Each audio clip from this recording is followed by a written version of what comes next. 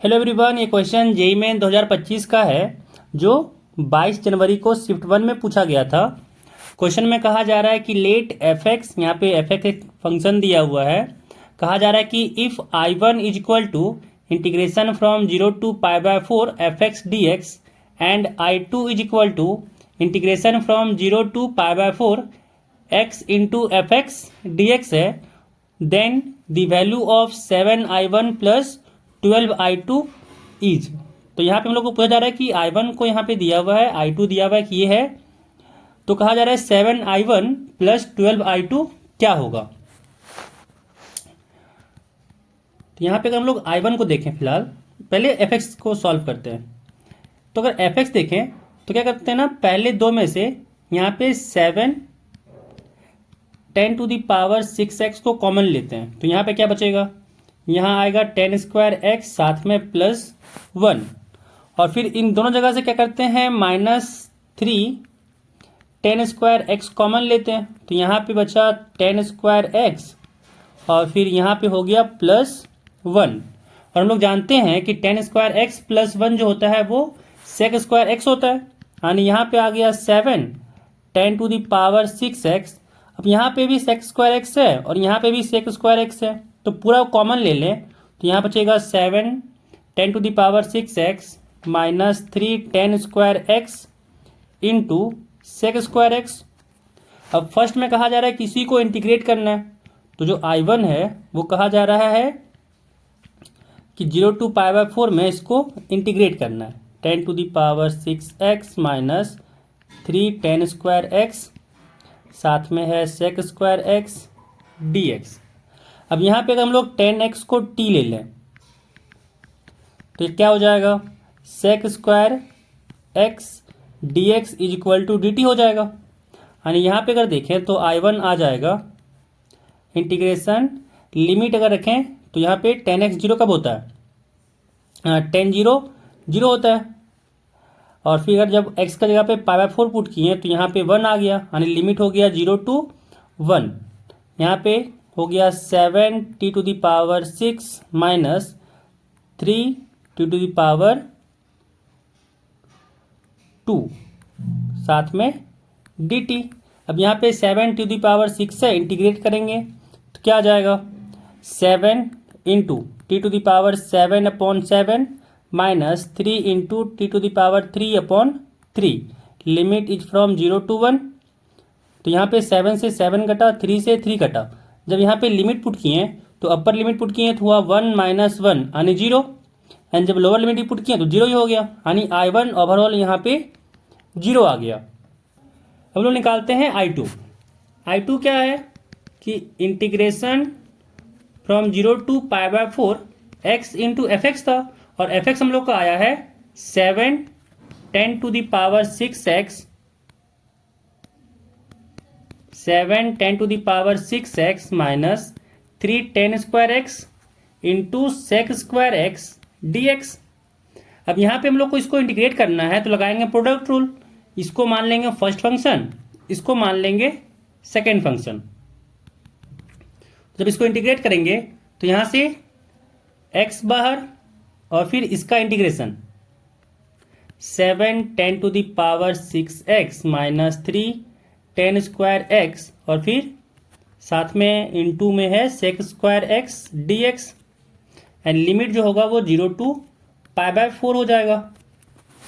फिर यहाँ पे हो जाएगा माइनस इंटीग्रेशन x का डिफरेंशिएशन 1 हो जाएगा into integration of 7 10 to the power 6x minus 3 10 square X, फिर sec square x dx, and फिर पूरे का इंटीग्रेशन।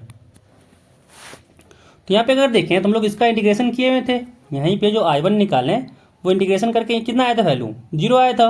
यानी यहाँ पे हो जाएगा इसका वैल्यू 0, यानी यहाँ आ गया 0 माइनस ऑफ इंटीग्रेशन। एंड अब यहाँ पे देखें तो 7 10 to the power 6x minus 3 10 square x sec square x का इंटीग्रेशन भी किए हुए हैं।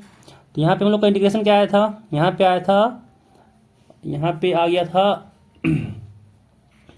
t to the power 7 minus t cube. अब t को वापस से 10x पुट करेंगे तो क्या हो जाएगा, यहाँ पे हो जाएगा 10⁻7x माइनस 10³ साथ में dx, और लिमिट जो चलेगा वो 0 टू π/4, एंड यहाँ से आ जाएगा माइनस 0 टू π/4, दोनों जगह से 10³ को कॉमन लेते हैं, तो यहाँ बचेगा 10⁻4x माइनस 1 साथ में dx, यहाँ से आ गया माइनस 0 टू π/4 10³ इंटू, यहाँ पे गौर से देखें तो इसको a² माइनस b² लिख सकते हैं, यानी 10² का स्क्वायर माइनस 1 लिख सकते हैं। तो यहाँ पे क्या बन जाएगा, ये बन जाएगा a², यहाँ पे a माइनस बी, क्योंकि a² minus b² a minus b और a प्लस बी में टूटता है, तो यहाँ से हो गया 10² प्लस 1 साथ में dx। अब 10² प्लस 1 को हम लोग sec² लिख सकते हैं, तो यहाँ से चेंज कर गया ये, minus limit is from 0 to π/4, यहाँ से आ गया 10³ इंटू 10² माइनस 1 साथ में sec² dx। अब यहाँ पे 10x को मान लेते हैं t, तो यहाँ से भी आ गया sec² dx is equal to dt, यानी यहाँ पे जब पुट किए तो हो जाएगा माइनस लिमिट इज फ्रॉम, जब x 0 रखें तो 0 हुआ, एंड जब x को π/4 रखें तो 10x 1 हो गया, एंड यहाँ से आ गया t³ t² माइनस 1 साथ में dt, एंड यहाँ से आ गया माइनस इंटीग्रेशन फ्रॉम 0 टू 1, यहाँ पे आ गया t⁵ माइनस t³ साथ में dt, एंड जब इंटीग्रेट किए तो यहाँ से हुआ माइनस t⁵ का इंटीग्रेशन हो जाएगा t⁶/6 माइनस t³ का इंटीग्रेशन हो जाएगा t⁴/4, limit is from 0 to 1, and further इसको सॉल्व किए तो यहाँ से अगर लिमिट पुट किए तो हो गया माइनस, जब 1 पुट किए तो यहाँ पे आया 1/6 माइनस 1/4, एंड जब 0 पुट किए तो 0 ही हो जाएगा, एंड यहाँ पे इसको सॉल्व किए 6 एंड 4 का एलसीएम लिए तो यहाँ पे हो गया 12, एंड यहाँ से आ जाएगा 2 माइनस 3। अब यहाँ पे इसको सॉल्व किए तो आया माइनस इंटू माइनस 1/12, यानी यहाँ पे 1/12 आ गया। अब हम लोगों को जो वैल्यू चाहिए था उसमें पुट करते हैं, तो यहाँ पे चाहिए था 7i1 प्लस 12i2 का, तो 7 इंटू i1 तो 0 आया था, प्लस